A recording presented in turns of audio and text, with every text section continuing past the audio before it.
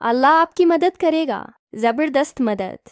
यूं भी होता है अक्सर कि दिल को लाख समझाने के बाद और बेशुमार दब्त करने के बाद भी दिल थनकने लगता है।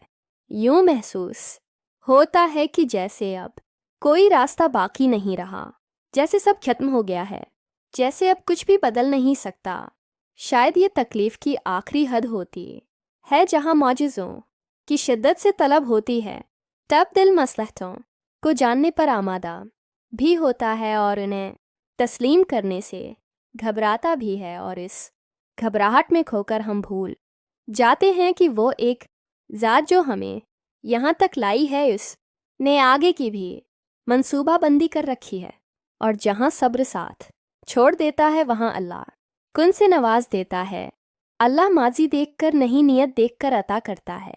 वो ये नहीं कहता कि अब दोबारा से क्यों आए हो, वो तो कहता है कि अब आ ही गए हो तुम मेरे पास बैठ जाओ। वो ये नहीं कहता कि फिर से वही कहानी लाए हो, वो तो कहता है अब ले आए हो तो तसल्ली से सारी कहानी सुनाओ।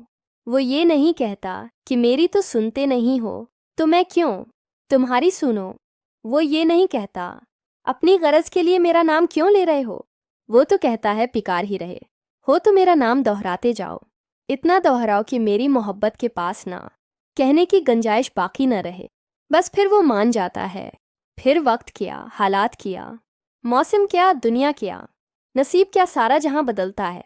और अल्लाह तुम्हारी ऐसी मदद करे जो सब पर गालिब आ जाए।